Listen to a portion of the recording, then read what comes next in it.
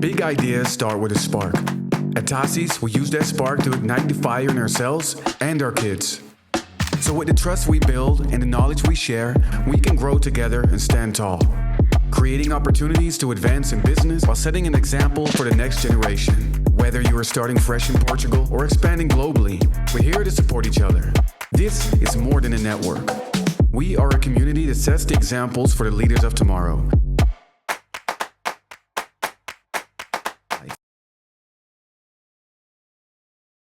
Let's start off with Moonshots Capital. So you're the co-founder, and there's 125 companies, 13 of which are unicorns. But from doing my research, what really stood out to me was like the relationship that you have with the founders. In particular, Blake, IDme, like you've known him for 14 years. I want to know, when you meet a founder, what's one thing that they do that you're looking for that you're going to take a shot on them? Absolutely. So at Moonshots Capital, my co-founder and I both graduated from West Point, which is the military academy in the United States. And we were trained in leadership, like millions of dollars spent training us in leadership.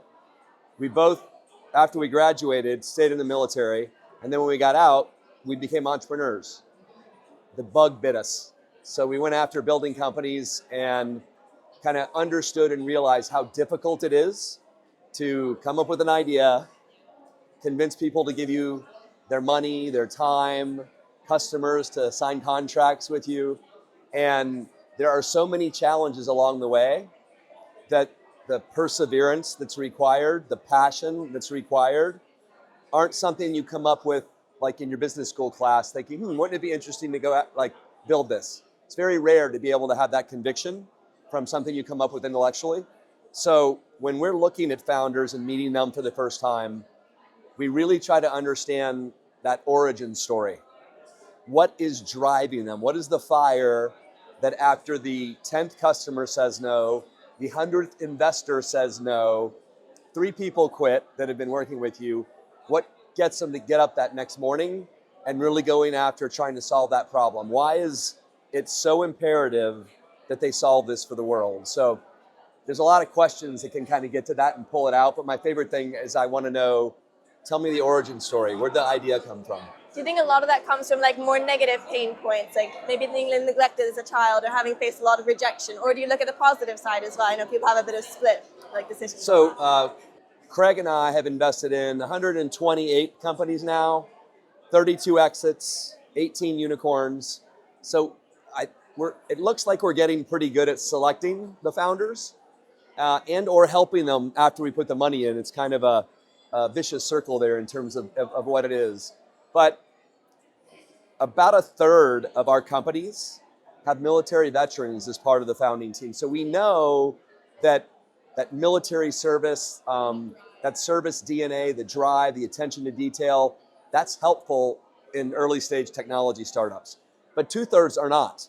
So we do look for these founders that have something in their background where they've overcome a very difficult challenge, right? We want to know that you're going to go through, around, over, under, somehow you're getting through that wall. Right. And are you betting more on the founder or the company as well? I know some people, regardless of the company, they're just looking at the founder and their story, what drives them. So in the 128 companies we've invested in, exactly 0 of them ended up going where, when we met them, what the plan was. So everything changes, and that's why the technology, of course it's important. The size of the original market they're going after, of course it's important.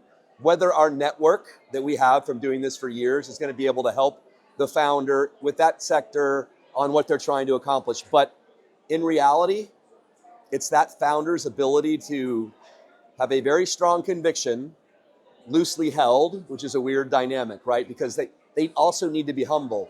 They also need to be learning. And if they can show us that they do those things, we found that it's the founder that really determines the success of the business, not if they pick the right technology or the right market or whatever it might be. And I want to talk a little bit about more of your origins as well. You mentioned the military, but I also know you worked in Lawn, Gibson, Dunn, and you've talked in interviews about how there's a moment of realizing that billable hours, you can only go so far. There's only many hours in a day. What do you think are some traps that people fall into today that maybe are more high status but are capsizing your upside? So interestingly, when I do speaking engagements and talk to people, I frequently get a question, something along the lines of, well, I've really had this burning desire to go start a business. I have a job right now, but like, it seems risky. I like have kids or a spouse or a mortgage payment or whatever it is. And it's really important on thinking introspectively when you're making this decision, like, what is risk? What is the definition of risk to you? And a lot of people feel risk is, oh, I've got a pretty good job, I'm getting pretty good pay, it's safe. Well, there are untold numbers of people who were safe in their jobs at a big company that didn't know while they were feeling safe, their name was on every other person's getting fired, or this division is getting eliminated, or Lehman Brothers, the entire business is gone. And as a founder, I don't want to say that you have control because that's a little slippery, but you at least understand how much cash is in the bank, likely how much cash is coming in and what can go out, so you can manage better and you can have, I guess, more responsibility and a little more control of your future. So I would say to anybody who's got that thought process, and what I had was, starting a business and running that business, I do feel like I'm more of a master of my own destiny than hoping I don't get fired because I'm performing well. So all just different levels of risk you have to bring. And obviously not every investment pays off. Like you've talked a lot about Oculus, you missed on that investment because you didn't want to drive down to Orange County. Looking back at that investment and other investments that you've maybe missed, how has that reframed the way that you look at companies and look at investments now going forward? So I know hundreds of investors, maybe thousands now, and none of them have a perfect track record. Everyone has their story of, oh, I didn't go in and, Mark Zuckerberg wanted to talk one day and I just decided not to take the meeting. Or I talked to him and I just didn't really think he had really any real business there. So everyone has those stories. What's important, I think, as an investor is to think about the framework around how you're making decisions. So knowing that you missed something and then going back to that analysis and saying, what is it that I didn't see? Like what blinders did I have on? Or what was my decisioning process that made me fail to see the opportunity that existed here? And a friend of mine in Los Angeles named Bill Gross, he founded Idea Lab. He has probably the most angel investments of anybody that I know and has started the most company, hundreds. And he's also incredibly scientific and mathematical about his approach. And so he did a regression study on all of his investments to determine the factor that he could identify that impacted success the most. And the by far most important factor was timing. Like the sector timing or the market timing or, where. Yeah. And unfortunately, that is not something that at the time, It's just in hindsight, unless right? you have a real crystal ball Yeah. that you know.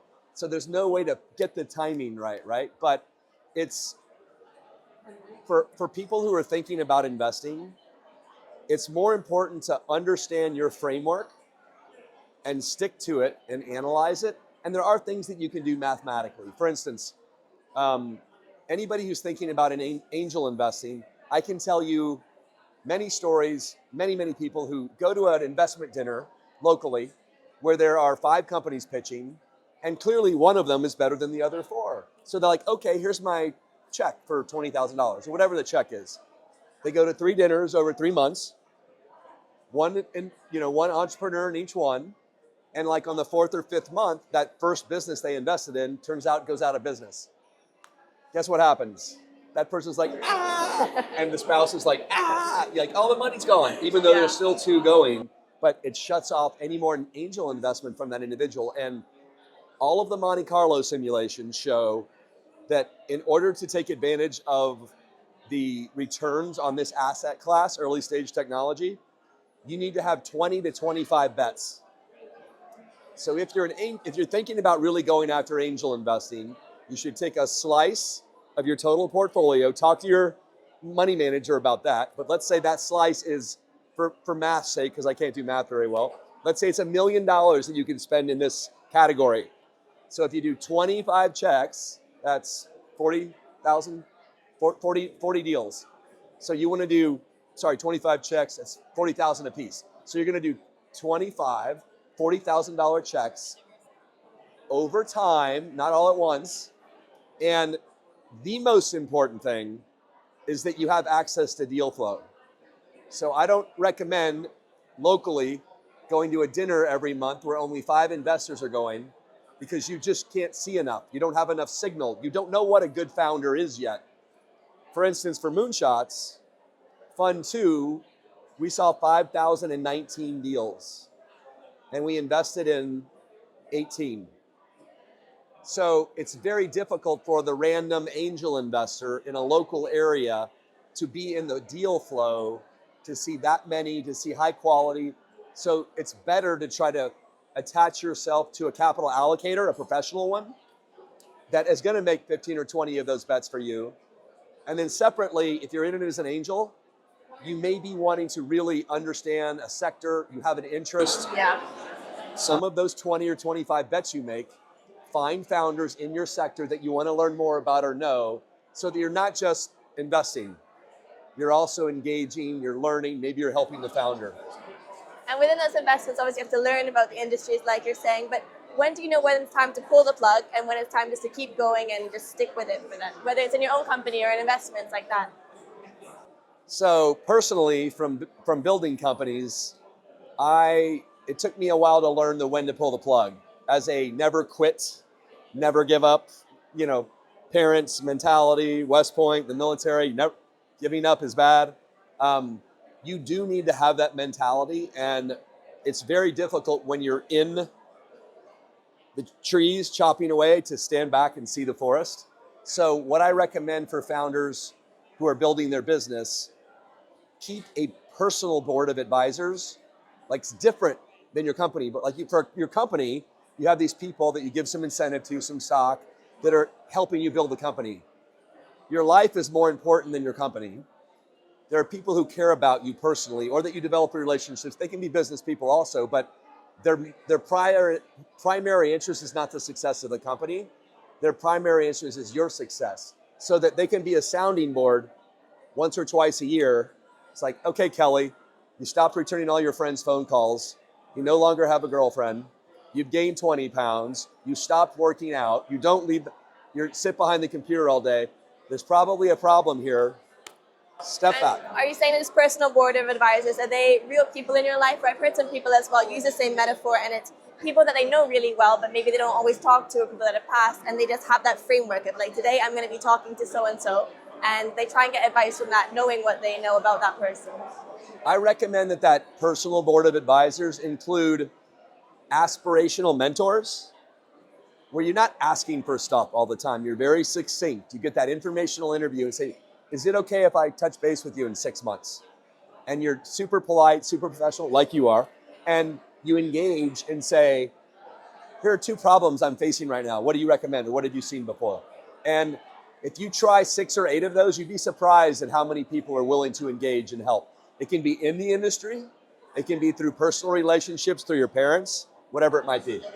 And just for the final question, back to your early days, your first startup you launched in school. How did that change the way that you were learning, what you were learning in the classroom, and then being able to go and apply it? Oh boy, you're talking about ImageTel. So my first startup, where I got friends and family to put money into my business. This is another big risk. Pink flag. Maybe not completely red, but you've got to be really careful, because when you take money from friends and family, then you really don't quit. Yeah. Right? You're like, oh my gosh, I can't do it. When in some cases you get to the point where it would be better for everyone if you said, cut the loss, I'm starting something else, but I'm going to get you guys into this at a very discounted or friends and family rate, because this one's the one that's going to be successful. So that's another dynamic. But for ImageTel, during my JD MBA program, whenever possible in those classes, instead of coming up with Acme Corporation with a made-up balance sheet and P&L, I had actually my business. And the data. And you'd be surprised at how much more attention you pay to something that's your actual business versus what's the book business. So when possible, if you can overlay, that has to do with school, but it's also those people who ask me, hey, I want to start a business. Like, well, if you have a job and you can work nights and weekends on your side hustle that could become your primary hustle, it's a great way to fund it, right? It's a great way to de-risk the way a lot of people talk about risk. So the same for school. If you can do the work against your business and get school credit while you're doing, and even more importantly, learn the concepts better because it has some real life application for you, it's a great way to do it. Well, thank you. I don't think I have so long with you, but I really appreciate the Absolutely. talk.